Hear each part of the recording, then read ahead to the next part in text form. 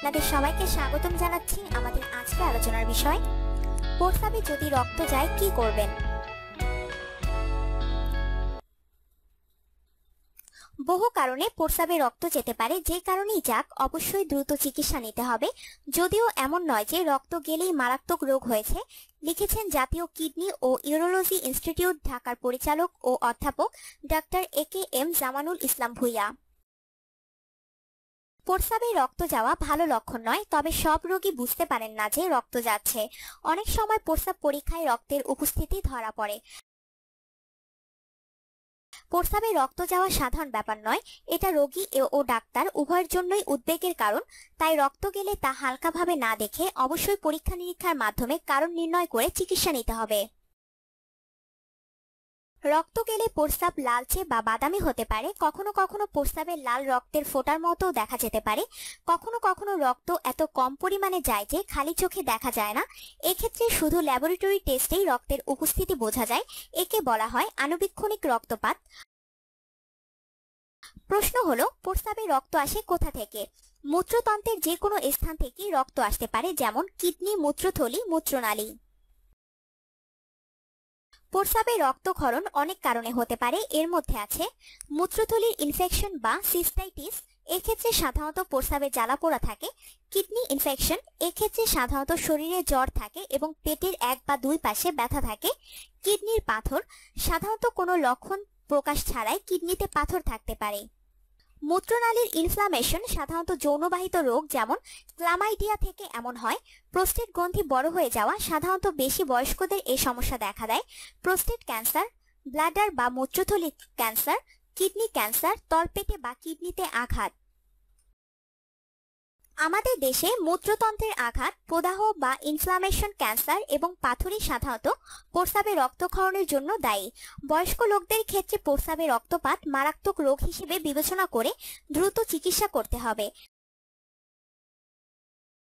উপসর্গ এবং লক্ষণ। বেশি মাত্রায় রক্ত যাওয়ার প্রধান লক্ষণ হচ্ছে প্রস্রাবের রং গোলাপি, লাল বা কালো হয়ে যাওয়া।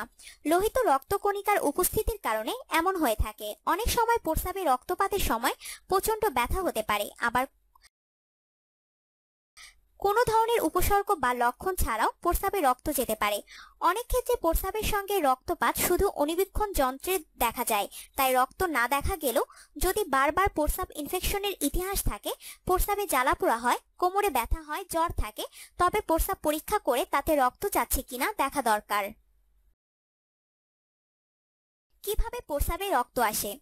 দুটি কিডনি, ইউরেটার বা কিডনি নালী, প্রস্রাবের থলি, প্রোস্টেট এবং প্রস্রাবের নালীর সমন্বয়ে মূত্রতন্ত্র গঠিত। কিডনি শরীরের বর্জ্য পদার্থ এবং অতিরিক্ত তরল পদার্থ শরীর থেকে বের করে দেয়। এই প্রস্রাব কিডনি থেকে ইউরেটারের মাধ্যমে প্রস্রাবের থলিতে আসে। প্রস্রাবের নালীর মাধ্যমে বের হয়ে যাওয়া পর্যন্ত এখানেই জমা থাকে। চিকিৎসা। কি কারণে রক্ত যাচ্ছে তার উপর চিকিৎসা নির্ভর করে। অনেক সময় প্রস্রাবে রক্তক্ষরণের কারণ বের করা খুব কঠিন হয়। প্রস্রাবে রক্তক্ষরণ হলে প্রাথমিকভাবে ইউরোলজিস্টের পরামর্শ মতো প্রস্রাব পরীক্ষা করে অ্যান্টিবায়োটিক খাওয়া প্রয়োজন হতে পারে।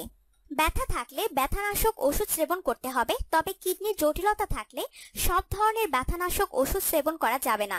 তাই ব্যথানাশক ওষুধ সেবনের আগে অবশ্যই ডাক্তারের পরামর্শ নিন। রক্তক্ষরণ বেশি হলে রোগীকে রক্ত দেওয়ার প্রয়োজনও দেখা দিতে পারে। রক্ত না গেলেও ডাক্তারের কাছে যেতে হবে।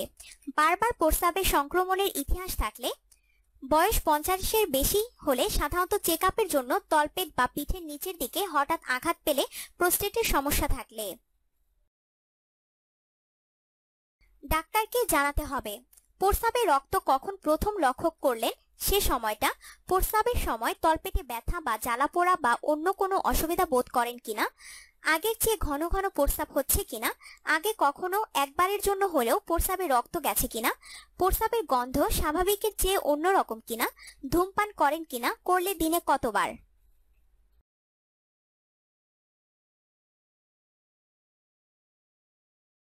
আপনার জীবনকে আনন্দময় করে তুলতে এবং বিভিন্ন স্বাস্থ্য টিপস ও পরামর্শ পেতে আমাদের চ্যানেল সাবস্ক্রাইব, লাইক ও শেয়ার করবেন। ধন্যবাদ।